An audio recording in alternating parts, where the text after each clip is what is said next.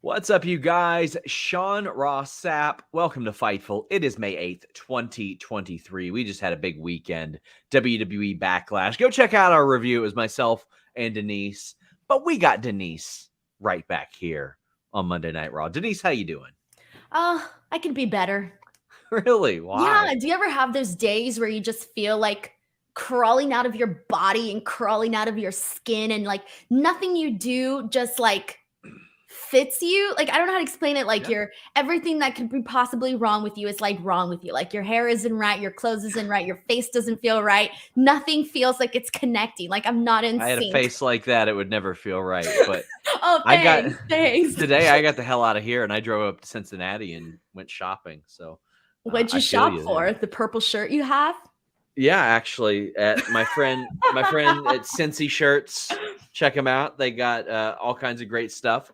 I went there. That's a free plug for him because I know his ass ain't paying me. But yeah, I went up there and I got a couple pairs of shoes. I got to take them back because they don't fit me. The only pair of 12 Nikes that don't fit me ever I bought today. So I got to go up there and do that. But guys, we're here to talk WWE Monday Night Raw. Leave us a thumbs up on this video. Subscribe. We're trying to march towards 100,000 subscribers like Denise. We got an interview with MVP dropping on Tuesday. Talked a lot about his MMA experience, his grappling experience, almost fighting Kimbo Slice. Lots of cool stuff there. We're here every single night with reviews for Raw, SmackDown, NXT, Dynamite, Rampage, Ring of Honor, Impact. And pretty soon I'm going to have an announcement regarding our post-AEW Collision cast. A lot of cool stuff coming your way. If you want your question or statement read on the air here, donate a super chat at youtube.com/Fightful or head over to humperchats.com. You might say, well, what are the benefits of that? We're allowed to keep a little bit more of it, and you can leave them even before we go on the air. It would mean an awful lot to us. Your support keeps us running, keeps us going, allows us to pay the Denise Salcedo bill, so to speak. Yeah, I was wondering, when can I ask for another raise? I'm pretty sure I like to give you some time before I ask again because I don't want to be rude. Yeah, I mean, most of the time we just give them to you. You don't even have to ask. I think that's pretty true. much how it's. I'm too embarrassed to ask. But guys, it's a lot of courage. Yeah, so much courage. Leave a thumbs up, all that good stuff. We would greatly appreciate that. We are going to be plugging FightfulSelect.com throughout this, but don't worry, they're not going to be extended plugs. They're going to be humble or maybe not so humble brags about things we got right about this show. Just $5 a month gets you over 100 stories across every wrestling company there is, and the Raw plans every single week. There were some changes, some slight order changes to this show that we will talk about as well, but lots to get into. WWE Raw, the first of a new era. There were some names missing. Gunther still celebrating his wedding, his honeymoon, I would imagine. So congrats to him. But Mr. Acosta says congrats on joining the Judgment Day, Sean. Yeah, I got a purple shirt. That's me joining the Judgment Day. I was like, what did I miss? You're in the Judgment Day. I'm not going to lie. When I tuned in, when I first saw you with your purple shirt, it completely threw me off. Like, it's kind of weird seeing you in this color. I'm sorry. Listen, maybe you need to purify yourself in the waters of Lake Minnetonka. Anyway. I don't even know what that means. Exactly. I know you don't.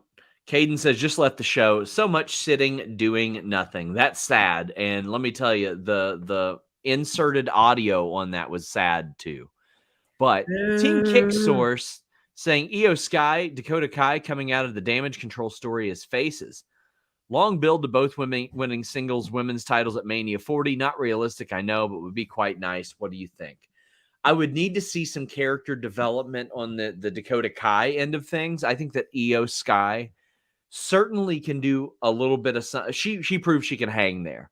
I know that Dakota Kai can, but we need something to get the audience behind her, to invest in her emotionally. I already invest in her as an in-ring performer, but I would like for the audience to see what her Twitch followers see, like the thing that connects them to her. How do you feel about that, Denise? Yeah, see, because I've been wanting to see Dakota Kai kind of have her own spotlight for a bit because I feel like she's been contributing, whatever she can to Damage Control. But because Bailey is Bailey and she just has more of this like domineering personality and she's just, the one that's on the mic most of the time, that you pretty much kind of feel like she gets overshadowed. And not so much in a bad way because, clearly Bailey is the leader of Damage Control. But I still personally feel like sometimes I would like to see, just Dakota Kai shining on her own for a bit. But I still want to see, Damage Control do its whole thing. But I would like to see, Dakota get just, I don't know, maybe just a little bit more on the mic. Give her something to have her stick out in the group. What are you doing? Oh, your mouse is so loud, Sean. It's my Surface Pro that I was just telling you about, actually. Yeah, it's like boom, boom, boom. Computer blue, boom. darling picky. Wait, what's that thing about the lake? Blouses. Purify yourself in the waters of Lake Minnetonka. Everybody says, Sean, like all of us, when Denise talks, I'm going to leave. It's so funny because like I actually saw somebody, they sent me a comment. I don't know if it was like from Reddit or a Discord, but they're like, yeah, Sean looks like he's not paying attention. Here's a little secret. I've got earbuds in. I can hear people, whether I'm across this room getting my water or whatever. And usually I have 3 monitors, but we've got SAS saying, could you see a non-major PLE being outside the USA? Where would you like them to go next? Well, $5 at FightfulSelect.com would have told you today there were some talks in Australia. Now, there were some Australian papers implying that they had a shot at WrestleMania. They don't. That's staying in the state. It's staying in North America. That's where that's staying. But yeah, I do think that that's possible. And Denise, as I highlighted the other day, Royal Rumble was a dome show, Alamo Dome. The second pay-per-view of the year was in Sami Zayn's hometown with him main eventing. WrestleMania, a 2-night stadium show.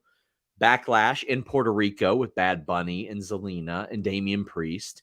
The next show is a Saudi show. The one after that is an overseas show at the O2 Arena. Then after that, we got Ford Field. Then after that, we don't know. So, I mean, they are really maximizing the buzz surrounding their PLEs. I think this is one of the best things that they have done is they make all of these shows this year feel like big fights, Denise. All of them have had this very good atmosphere. And I think that's something that WWE has needed to do for a very, very long time. But when you're anchored down by Vince McMahon booking, it's kind of hard to get behind that or to even fill up some places like that. Right. And even today, I kind of feel like it was kind of hard to see we were so used to the Puerto Rican crowd on on Friday going all crazy for SmackDown and then also on Saturday for Backlash. It was kind of hard to go from that to this crowd here tonight. I thought it was just it felt like we were back to normal, which I kind of really missed the energy, missed the electricity. Mr. Acosta says, I do love the shirt, by the way, and I miss the Puerto Rico crowd. CincyShirts.com. Free plug for my friend Josh Sneed, who some of you might have seen his stand-up comedy specials, actually. Trey Cash, our good friend, always so generous to us, says, hey, Sean and Denise, don't trust many wrestling news sites unless it comes from Fightful. Lost some confidence in some other places. But have you heard rumblings about WWE wanting to have a Bad Bunny versus Roman match in the future? God, I hope this isn't true. I haven't heard that, Denise, but if they do, it would need to be a lot of smoke and mirrors. It would need to be a lot of stuff. I love Bad Bunny. Logan Paul was a little bit more convincing than him in a physical aspect compared to Roman. And as Damian Priest outlined tonight, it took an entire island to beat him on Saturday. So I think that they would have to do like some real smoke and mirrors. It would need to be much shorter. But from a popularity standpoint, of course, if I were them, I would prioritize Bad Bunny versus Logan Paul, though. To me, that's a WrestleMania match to start to work on early on. What do you think of Roman and Bad Bunny? Honestly, I would like to see it. And I know that you're right, where it is a little bit more believable to see Logan Paul and Roman Reigns than it would be Bad Bunny and Roman Reigns. Because, Bad Bunny's just he's Bad Bunny. I can't explain it. It's different. But that's the thing, though. Even when they did Logan Paul and Roman Reigns, there was still a part of me, even though we had seen Logan Paul do a pretty decent job with everything else that he had done previously, part of me was still like, oh, is this going to be any good? You know, what can we realistically expect from it? And then Logan Paul, Roman Reigns actually ended up being phenomenal. And so now I kind of feel like, given what we've seen Bad Bunny do, if they were to do him and Roman Reigns, I would not be against it whatsoever. But I don't know. You know, the smoke and mirror stuff, sure, I agree. But also, if we were just to get a fun little sprint of a match with him and Roman Reigns and him getting essentially, beat by Roman Reigns, I'm so okay with that. Like, I don't even need the smoke and mirror stuff. Pavement Cut Your says, how about a WWE PLE in India or Africa? They would need a localized star there. And we can go ahead and talk about this. We see the latest attempt at Veer, Sangha, and Jinder Mahal. To me, this is the best chance that they have had so far, because having a guy like Veer, and we talked about this numerous times, Denise, when you have a guy like Veer who looks the way he does, has the background the way he does, has the type of style that he does, and you're like, oh no, we're going to make him a savage that doesn't talk. It's like, what? Why are you doing this 1970s bullshit with him when Disney made a movie about him? Everybody knows who Jinder is that watches this show. They know he was a former world champion. It's the third wheel sort of that has struggled to really capture any member of the audience. But I think this is probably their best shot that they've had so far, because they've got a lot more seasoning that they desperately needed. And I'm hoping that the trial and error at least produces some sort of fruit there, Denise. Right. But here's the thing. I just truly feel that they don't know what to do with them. They don't seem to have any real creative direction for them. And part of me also feels like they're holding back, because let's be real, they need all the help that they can get in terms of getting over with the crowd. And I think that the best way to do that is by having them go out there and have matches that are good, that are entertaining. Put them in there with Imperium. Let them go at it and have, entertaining matches, as entertaining as it can get between those teams.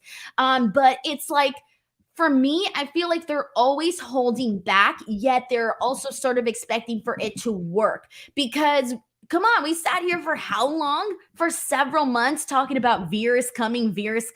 Then he finally came, and then it was like nothing. And, there was, what were they having him do? They were having him do quite a bit of stuff when he came back in the beginning that was like, okay, they're at least putting some sort of thought, some sort of effort into Veer, and then that quickly went away. They went into NXT. They had a feud with the Creed brothers that was... It kind of felt like it was being forced on us, where there was some potential, but I just didn't necessarily love the direction in which they went with it. But you know what? It was at least an effort being made. And so now, if they really want it to work, they can make it happen. Look at Omos. Omos is a perfect example of somebody that really wasn't connecting, that wasn't working. And now these last two matches, we are, the reviews are more positive with Omos. And so I would like to see something similar like that possibly happen for these guys. We saw some vignettes for a lot of different NXT talent tonight, but we didn't always see that those NXT talent pop up. Zoe Stark was a bit of an exception, but we did see some other people pop up, and JD McDonough was one of those from the vignette. And Denise, how'd you say his last name? McDonough, but that's not important. Isn't We've got the actual footage of him. We're allowed to show this. WWE is allowing us to show this footage. And here he is. Isn't that Finn? That looks just like Finn. What? How am I supposed to react? Hello? Are you still here? Is this supposed to be you? You, Finn? Who are we talking about? Why is this so funny? I don't see the comedy in it. He looks like Finn Balor with a big ass head, bro. That's what I said, but you didn't confirm that that's what the point was. It does look like Finn Balor with a big ass head. That's supposed No, to be JD he McDonough? looks like Finn Balor with a big ass head. Who looks like Finn Balor with a big ass head? JD does. What are you talking about? In real here? life, JD, or in this picture, JD? Yes. Yes. In real life, he does not look like Finn Balor. What are you talking about? You're right. He doesn't look like Finn Balor. He looks like Finn Balor with a big ass head. No, he doesn't. Listen, Not even a little bit. I get it. All you big ass heads got to stick together. No big deal. I'm sorry. We got a lot of brain in here. Ian Simmons says, I've seen Veer talk before. He has a lot of swagger. Pavement Cut Your Hair says, what will happen when Veer comes again?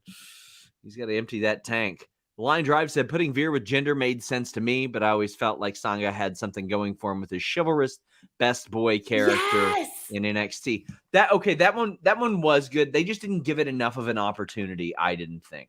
They did. I feel like they pull the plug on these guys way too early, but then the shitty gimmicks that they get, they stick with those way too long. I don't understand it. Sangha was actually kind of getting over for me on NXT. I was a Sangha fan on NXT. Mm-hmm. Oh, man. Joel Wood says, since Veer's back on Raw, does that mean he's a repeat comer? Denise? What? Is he a repeat comer? Well, yeah, if he's coming again, sure. Just repeatedly. That's admirable. SAS says, if Australia gets a PLE, would you be okay with Rhea versus Bianca main eventing there instead of WrestleMania? Yeah, that'd be awesome. I would be okay with either or. Yeah, it would need to main event, though. It would have to main event, and it'd have to be a stadium. I kind of hope they do Australia just so that I can have an excuse to go to Australia. Same. But also, I would not go to Australia because I've seen those articles where they have like the really big spiders that are like bigger than my head. Have you seen those? So and they jump. You seen Shaz's new shirt? Not here to fuck spiders? Ooh. See, maybe I won't go to Australia. Mustafa Ali defeats Otis, who had Gable and Maxine with him. Mustafa Ali's like quietly, well, not too quietly, he's bragging about it on Twitter, has like got a 3-match winning streak, Denise. K775 asks, is there hope for Ali? I'm thinking so. I mean, to me, what this did was it got Mustafa Ali a win, which is important because if he's going to be getting beaten by other people, give him some wins on Raw. And with Otis, it furthers the story of who's better for him, Chad Gable or Maxine, because it very clearly isn't both of them. I've seen better from both guys. This match was definitely not anywhere close what I thought it was going to be. We got Rhea Ripley just murdering Dana Brooke, as if that fan in the crowd didn't murder her enough, left her hanging on the 5, and she forced the fist bump. Poor Dana Brooke. But Rhea Ripley just slaughters her and wins. There's nothing to talk about there. What there is well, go ahead. No, I think you were getting to the point that I was going to make, so go for it. Well, yeah, but that's why I talk about the match. Then the post-match where Natalya comes out. That wasn't what I was going to talk about. Oh, go ahead. No, well, have you not been seeing the hashtag give Dana Brooke a chance? Of course I have, yeah. Yeah. So that's what I was going to say. At least she got out there. She had a match. I saw some people I saw some people that were like the people that were behind the hashtag. They were like, you know what? We're happy that she even got out there and had a match and this and that. I was just reading what the people were saying. I think that she's better than a lot of people realize, but I watch Main Event every week too.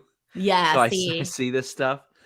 Nathan Frazier and Roxanne Perez as FightfulSelect.com, best $5 in the business reported. Check that out, guys. That they'll be on Main Event this week. But after this, Rhea Ripley is confronted by Natalya. Now, I mean, maybe this happens at Saudi or something in like a throwaway match, but nobody believes that Natalya has a chance in hell of beating Rhea Ripley. And that's okay. But I mean, this is sort of abusing the draft a little bit, Denise, because Natalya has not won a singles match since her NXT run. And before that, the last singles match she won was a dungeon-style match against Aaliyah. And that was in a feud where she lost like 4 matches in a row. If you go before that, you got to go 2 full years to where she beat Mandy Rose on a kickoff show. she ain't winning matches. And all of a sudden, she's just like, dibs, shotgun, and gets a title shot. All right, then. I love Natalya. You're not going to find anybody that defends Natalya more than me. I love her work. I'm just like, damn, wish they could have booked her. Like, what? She couldn't beat Dana Brooke in like 10 seconds with a sharpshooter or something? That's going to hurt. But they always do this to Natalya all the time. This always happens. They always put her in these spots where they expect the fans to react a certain way. But when they don't give the fans a reason why, they then don't get that reaction. So then in turn, they don't ever follow up and do more with Natalya. So we're always kind of stuck in this, we take 3 steps forward, 5 steps back type situation.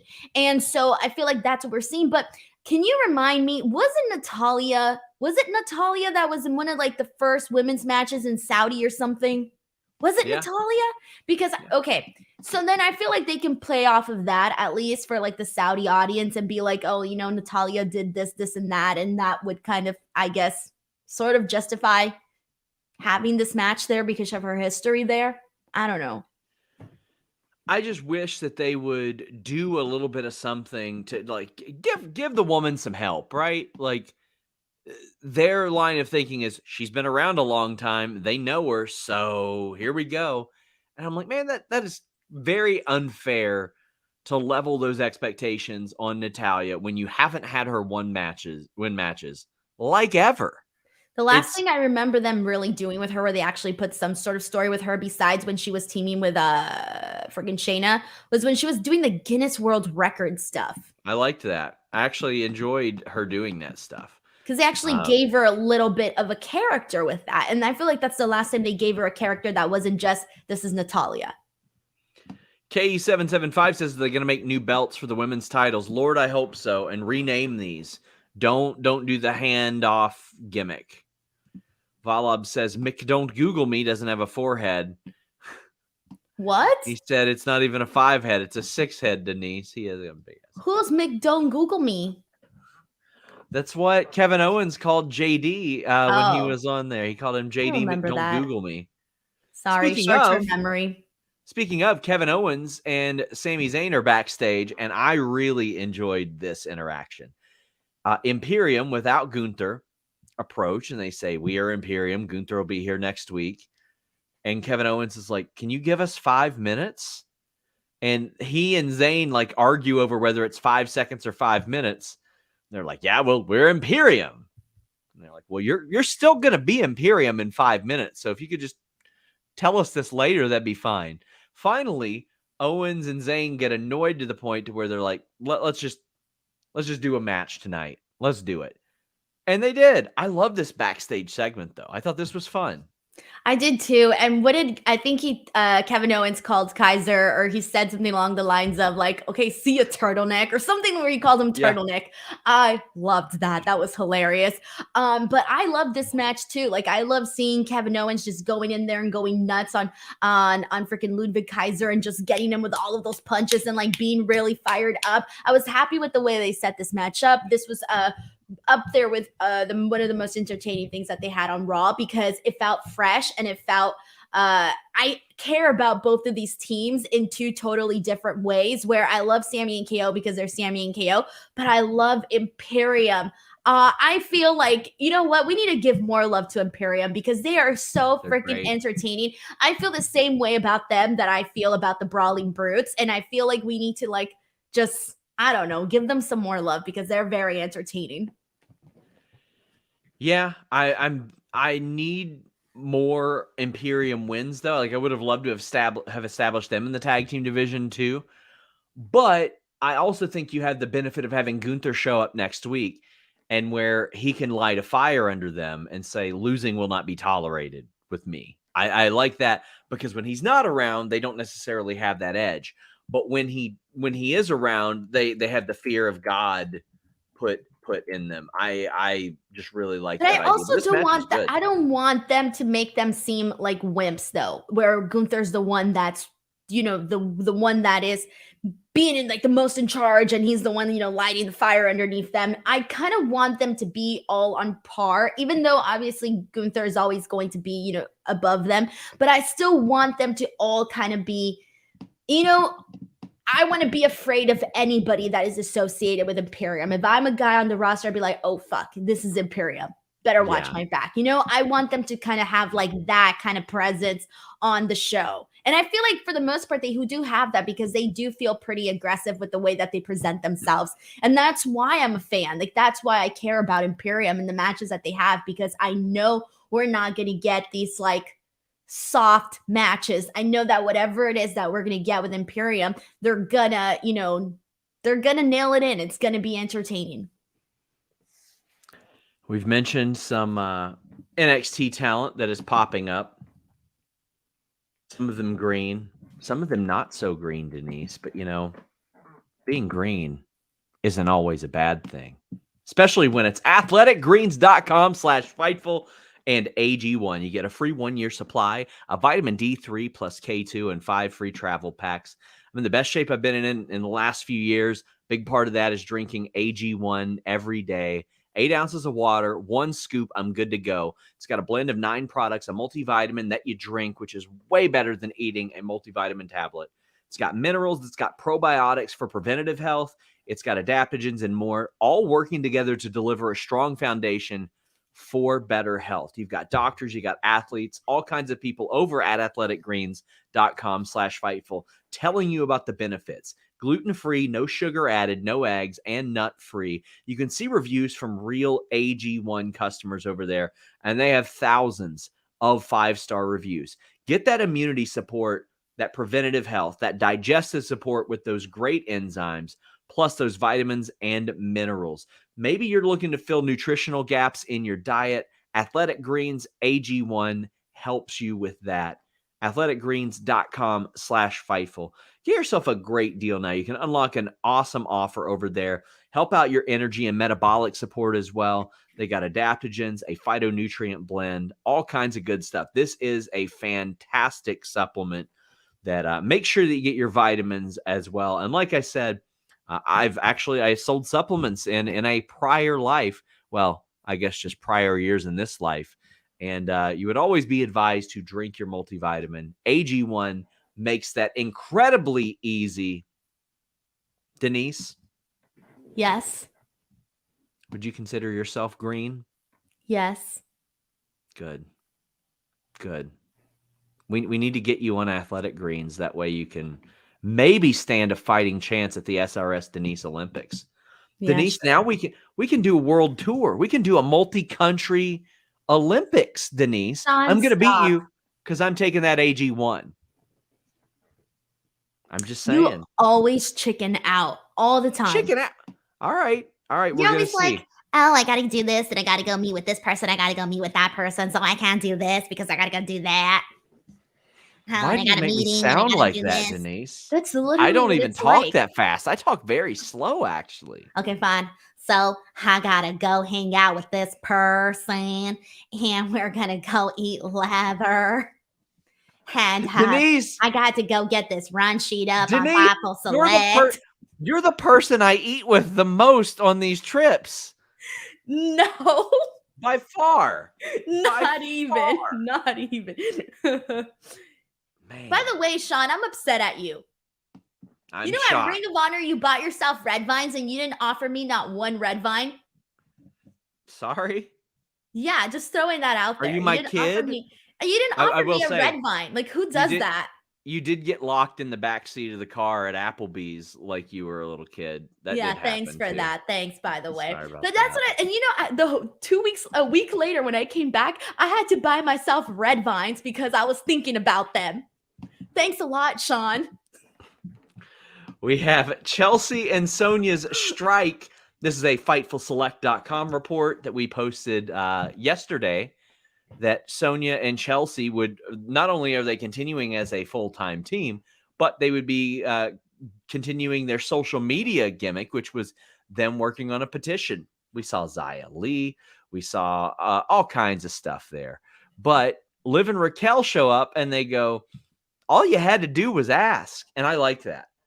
They're like, no, you didn't really earn it, but we don't care. We'll fight you anyway. I like this. I like Chelsea and Sonia. Chelsea is a great television character. I want them to give her some more depth But I think that the petition thing worked a little bit better than her just saying, "Let me talk to the manager again." Well, since you covered that, I'll cover the fashion in this because everybody was dressed to the nines, but Chelsea Green's all red look, very like Hollywood glam, Malibu Barbie. That was the look. So I just want to take a second to applaud that look because it's probably my favorite look I have seen any of the women wear recently.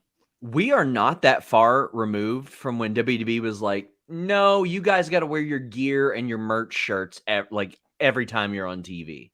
And now you see these women wearing honest to God things that they would wear out, that they would wear to events, and they look like stars as a result of that.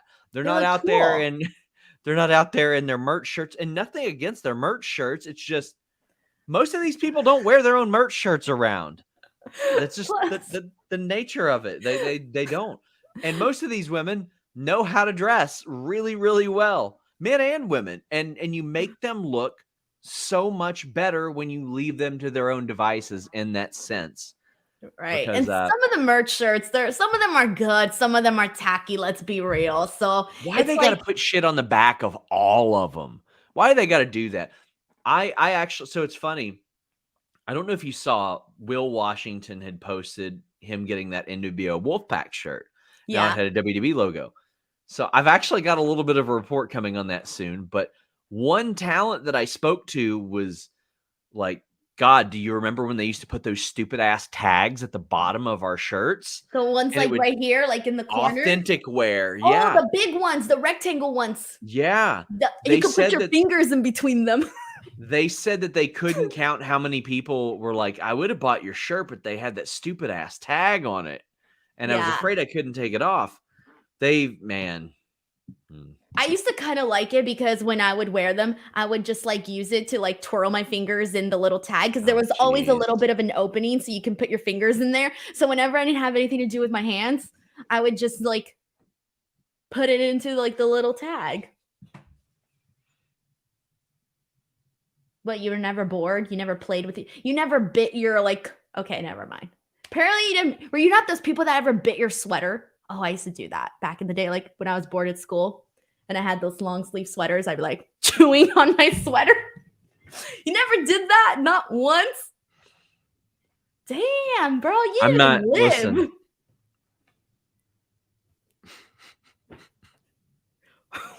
What? I'm just gonna move on past this. I'm just gonna move. Sorry. I know there's somebody out here who did the exact same thing. Yeah, Don't act like I'm y'all sure they didn't. got several fingers in there. They were doing their thing. They were just I occupied. I don't think I have any more of those shirts, by the way, with the little rectangle, but Please I'm gonna don't. look through them. I'm gonna look through my Please shirt don't. collection and see what I can find, and I'm gonna prove my point. Because they weren't stuck onto the shirt like they were stuck, but on the edges only. Oh, So I the know. center was open. You could literally be walking with your hand like this. What? Did you ever get your entire fist through there? No. It's Don't good. be That shouldn't disgusting, happen. Sean. Don't be It's not disgusting. natural. Yeah, it's me. It's me. It is Right. you. You make everything sound horrible. Me. Yes. Yes, You gotta be kidding me. Me. What? The nerve. Yes, The nerve. you. Because I'm being honest. I'm sure you are.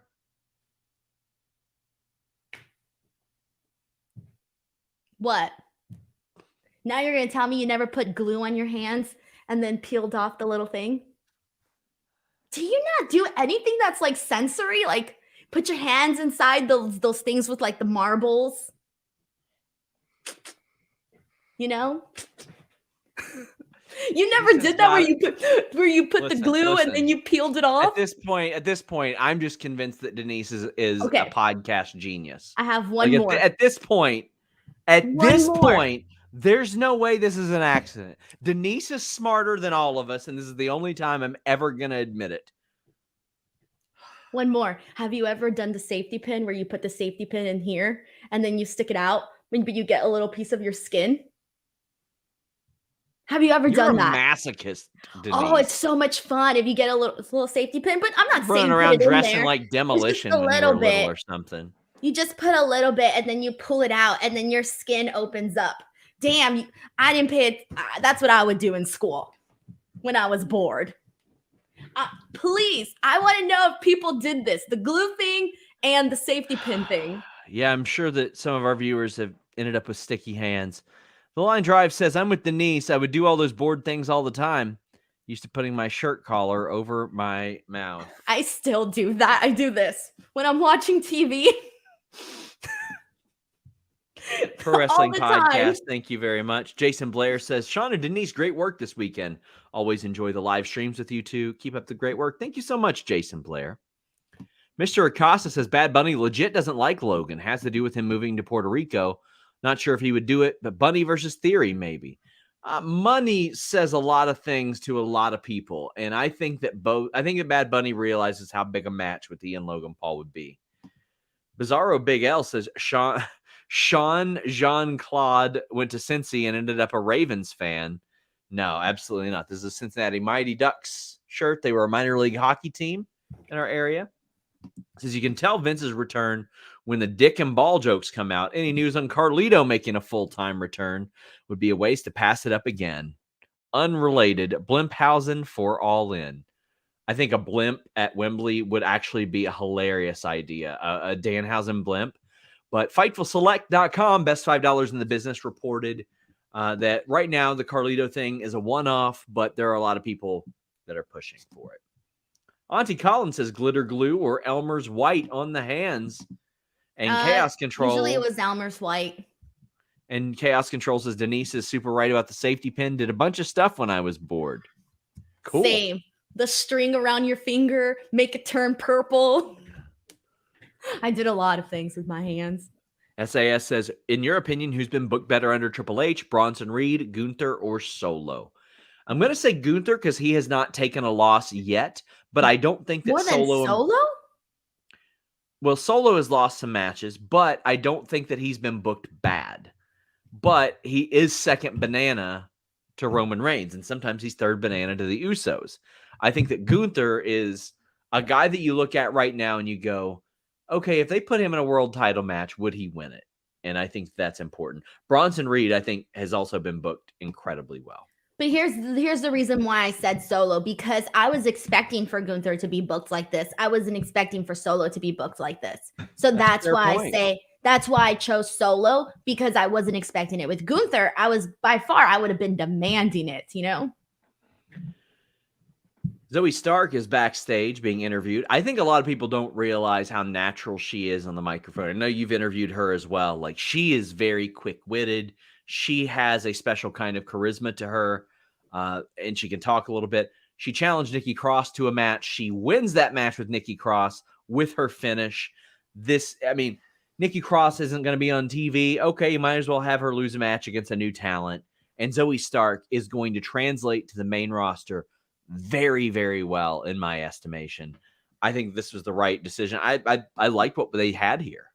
The only thing that I will say is, please, I want to see, just let them have a little bit more time here to go, Yes. because I know they could have done a lot more here, and it left a lot to be desired, where this did not have to be a quick little squash match just to get Zoe a win. This could have been a nice competitive match, so that Zoe can be like, I've arrived.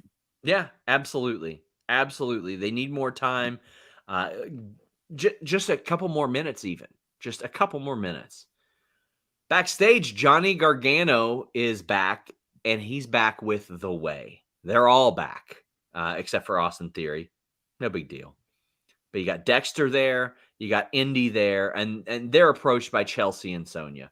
But this is more about The Way. First off, glad they're together. Glad we've established, okay, cool, Candace and Indy, they're probably going to be a thing. But K775 says The Way is back. Hopefully it gets them back on track. Rock Hard Joel Wood brings up the most interesting part. Johnny Gargano said to The Way, he's going to be back soon. And he says, it's got to be Ciampa, right? So that was the implication, was that he's trying to sell The Way on Tommaso Ciampa. And they weren't having it, if you saw that, Denise. And if you were a family, why on earth would you be sold on him? Because he's turned on Johnny in the past. So, like, that is if you're Dexter Lumis, if you're Candace here, Indy, you're like, I don't know if I trust him. But Johnny's like, no, I swear. Even though he didn't say Ciampa out loud.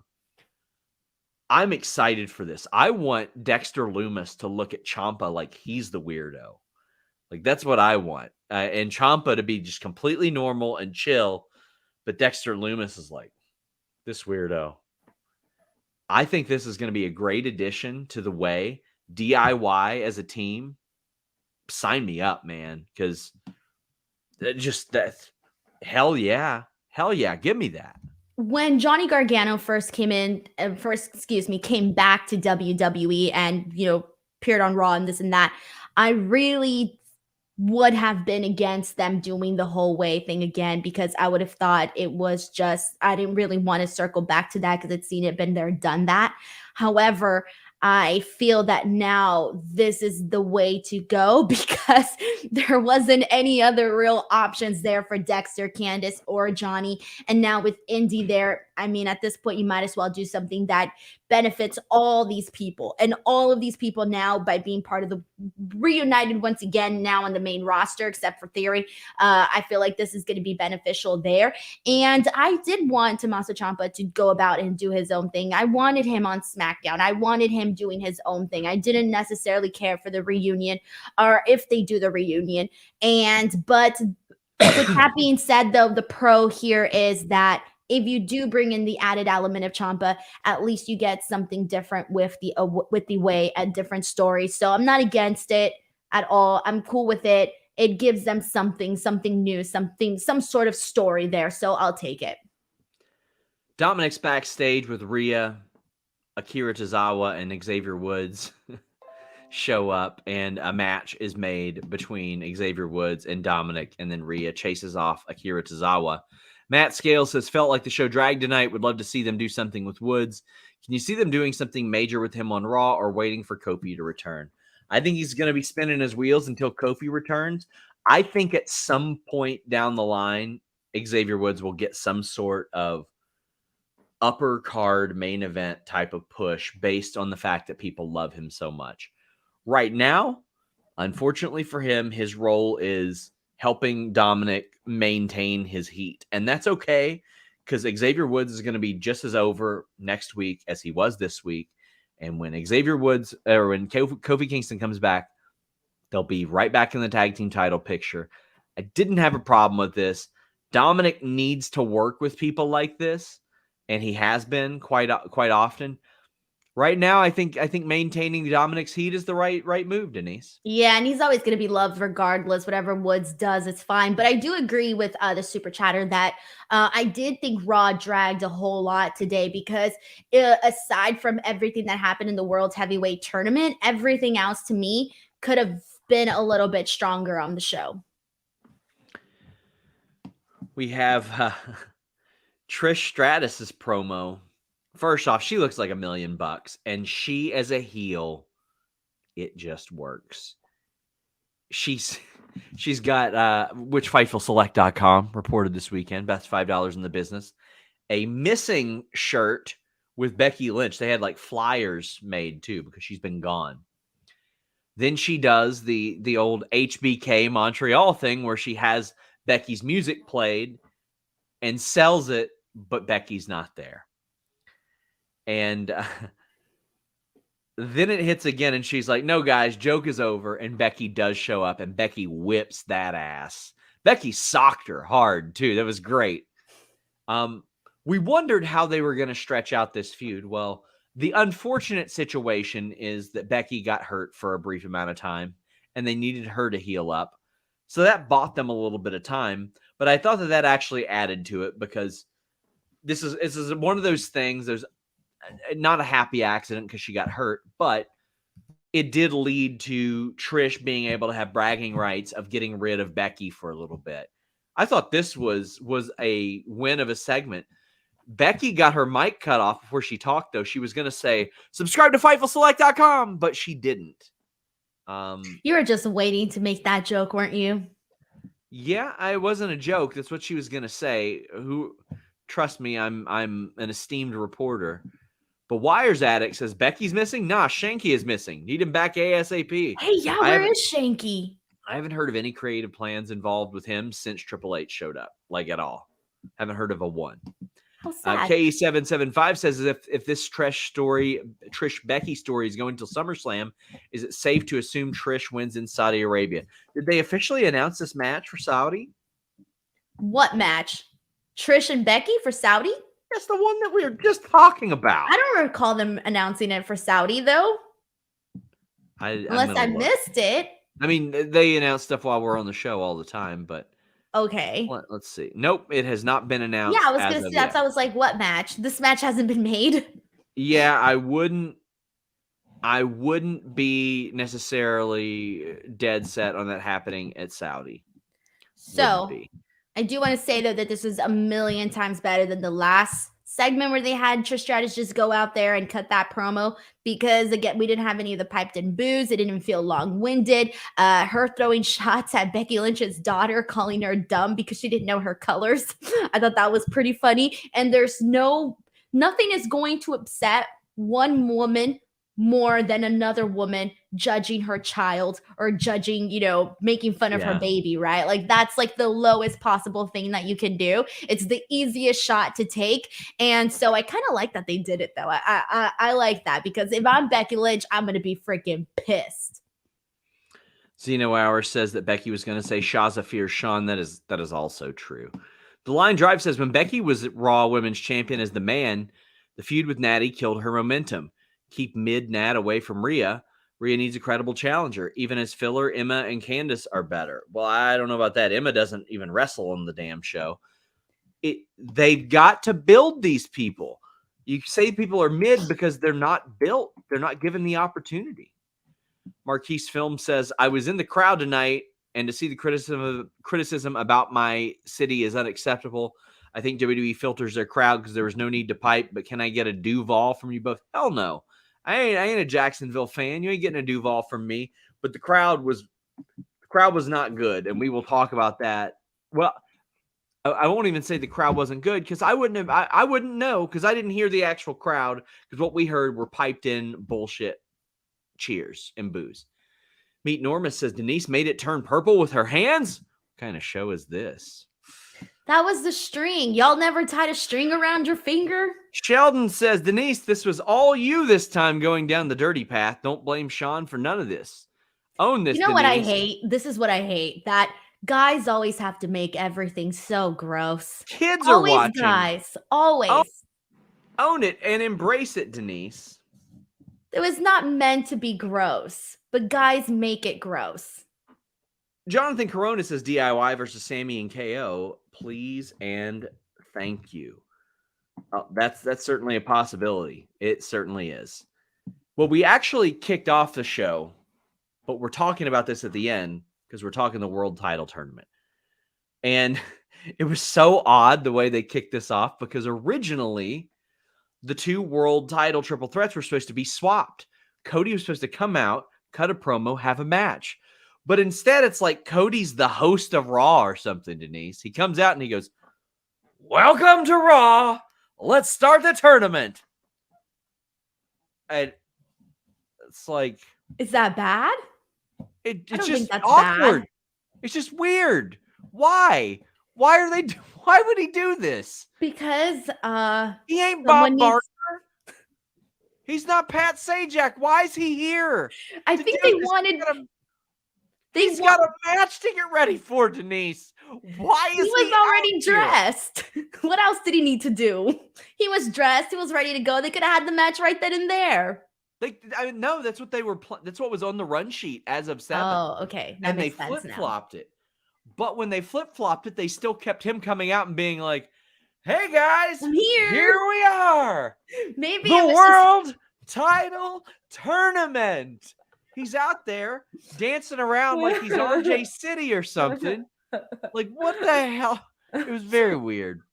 Okay. Very weird. I didn't hate it. I think that the way that they did it was because the way I see it was everybody felt that it was going to be very predictable that this was Cody's thing, that Cody was going to win. So then having him go out there is just basically saying, oh yeah, this is all Cody's thing. Cody is meant to like win this. And I think that's why they had him go out there and basically do this.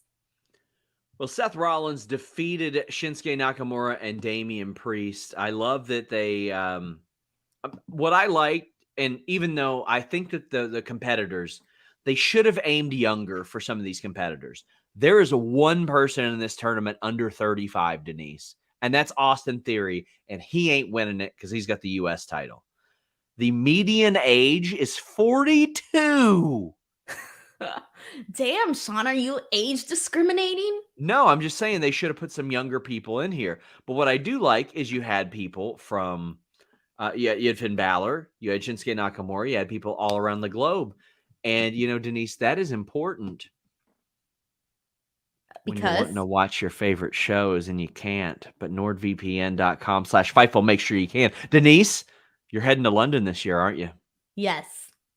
I am too. I'm going twice. And you know what? I'm not going to miss my favorite shows because I got NordVPN.com/Fightful. I don't got to wait till 3 a.m. Eastern to watch these shows when they drop.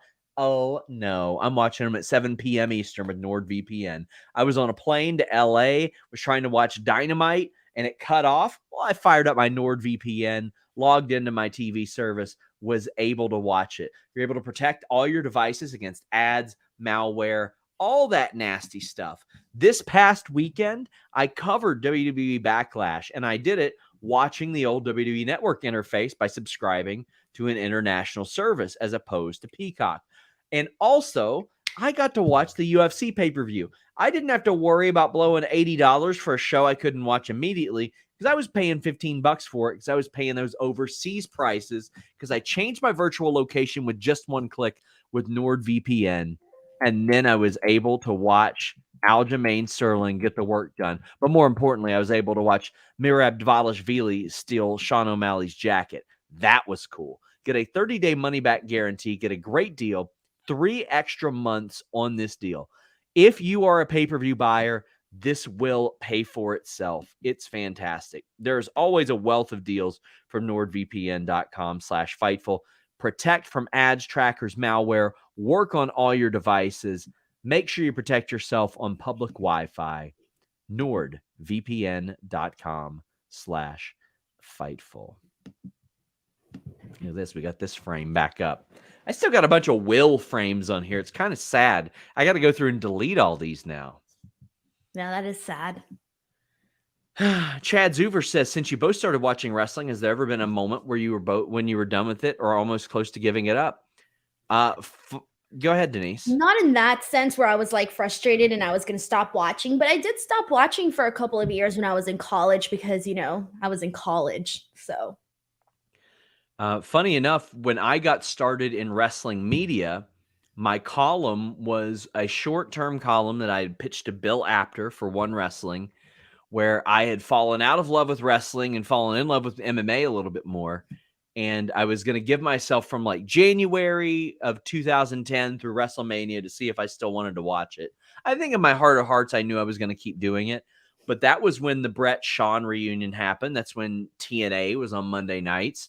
But I mean, that MMA was so white hot then with Brock Lesnar and GSP and Anderson Silva and all these big stars there that I was just far more into that than I was pro wrestling. But I'm very glad I put all my eggs into the pro wrestling basket.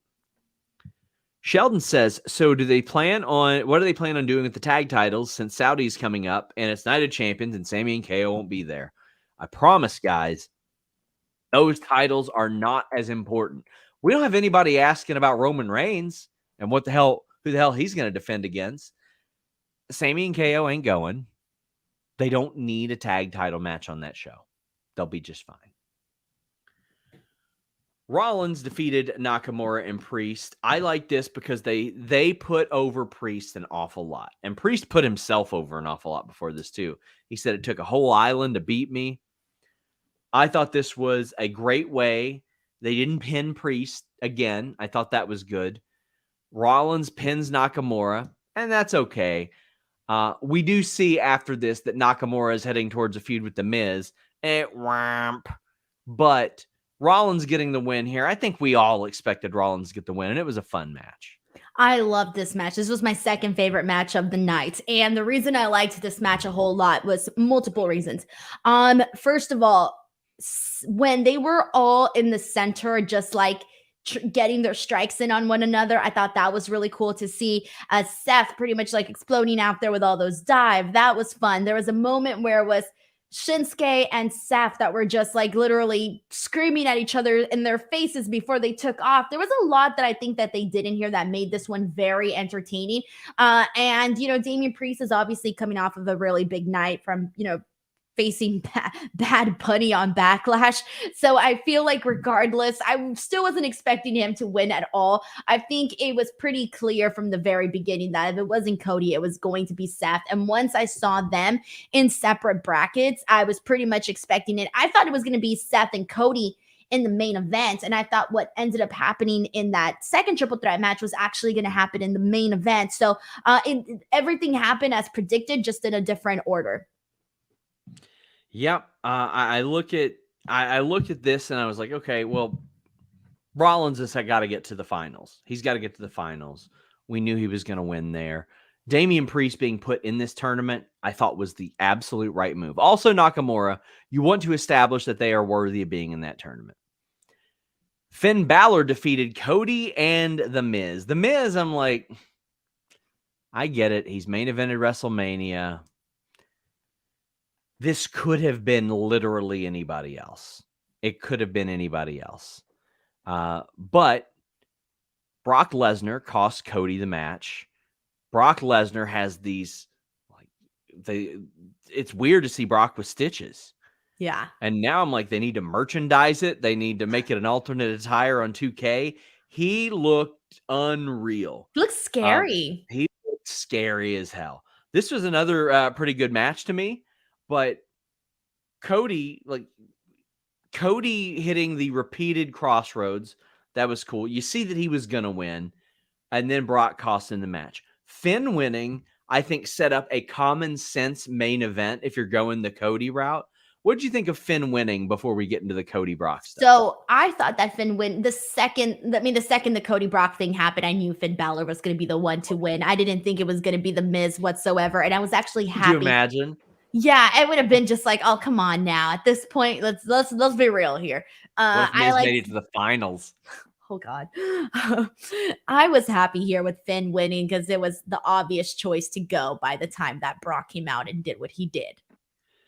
Well, Brock did what he did. He whipped that ass, threw him through a table, did all that. But the thing that I noticed the most about this was the laid-in audio was so bad here. So bad. It was so noticeable, like the second it started, and I don't think they needed to do it. No. I was talking to somebody very respected in the industry, and they were like, the stunned silence would have been better than the terrible audio there. And I don't usually notice the audio like that. I don't usually notice the piped in stuff to that degree unless it's bad. And it was real bad. I sent messages to like 6 or 7 people that I knew were in Jacksonville at this show. Caden was one of them. I was like, hey, were you all like loudly booing throughout this? And No way. He goes, no, that had to be piped in. And then I asked somebody in WWE and they're like, yeah, it was piped in. It was too obvious. And like you said, sometimes I don't notice it. Sometimes they do it like a decent job of kind of making it blend in just a little bit. But this one, someone got very happy at the buzzer, just pressing them boos. And what was worse was that it was like a consistent boo for like 3 minutes. And I'm like, even when we have heard boos, there's always like a little pause and then you get a more boos. It was just not a real, it didn't feel real at all. I thought it took a lot from this because this was the right way to go. I was very happy to see Brock Lesnar come out and cost Cody this match here. Again, because that's what I thought was going to happen. I just thought it was going to happen in the actual, when he faced Seth Rollins at the end of the night. That's what I was thinking. I thought Cody was going to win this match here go to Seth Rollins at the end of the night, and I thought Brock was going to cost him the match there. So that's what I originally expected. So the fact that they did it here did kind of surprise me just a little bit, but I love the way that Brock went in there, did the beatdown, him going straight to the camera. And this is why I was so mad about those piped in boos, because him going straight to the camera and what he was saying where, I want to talk about me, Cody, and I want to talk about me. And then he's like, I want to fight. And the man is pissed and he's looking right into the camera, and you see all of the bruises and stitches or whatever the fuck he has on his face, and you're just thinking like, this is cool. I'm interested. Cody's there looking lifeless. Brock is angry. I didn't need all of the piped in boos. I really liked how this played out. Except Line Drive says, put Brock and Cody in the fight pit. That ain't happening. Adrian Wells says, what's good, everyone? How's everybody's day? Love it when Brock destroys someone. Brock and Cody should fight in Hell in a Cell. Now that Seth won, I needed AJ Styles to win Friday. Oh, I would love that. We'll talk more. Adrian, we will add more of that onto this Seth Rollins Finn thing. But Brock and Cody in Hell in a Cell, I'd be completely fine with that because they drew blood the other night, which FightfulSelect.com reported was a plan between them. The match happened as planned. Subscribe to FightfulSelect.com. But we've seen that. We've seen this brutality. I think Hell in a Cell would make an awful lot of sense for them, Denise. I kind of would like a last man standing. I just think blood is the way they to could go. They could have blood there too. Yeah.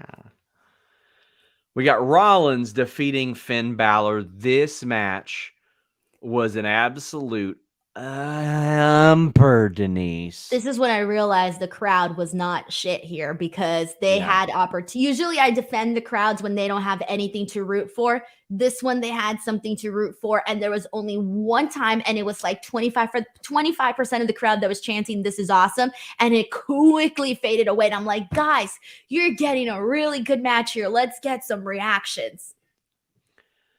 I agree. Like this match deserved a good crowd.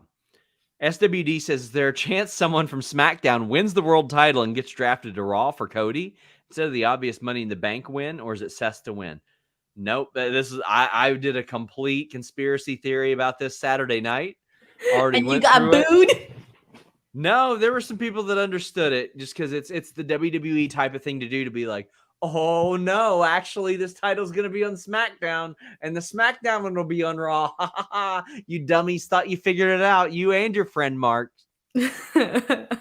JM says, I guess the Jaguars also get the crappy crowd. They got that guy in the GIF, the famous guy that's like, what? That's the Jaguars fan. That's the life. They got a good team now though. Tippy Stir says, Ray wins the new world title versus Seth, only for John Cena to come out and win it in an impromptu match that same night. Oh, we've been here before. Well, we've also been at Rollins versus Finn before, Denise, and that's something they played up during this match with Finn doing a power bomb onto the barricade. Fantastic callback and storytelling there. I thought that was just amazing. That got me into that match. I was waiting for something like that to happen. And I have just loved the way that Rollins has become a master of the finish. And by that, I mean, sometimes he'll finish somebody with the pedigree.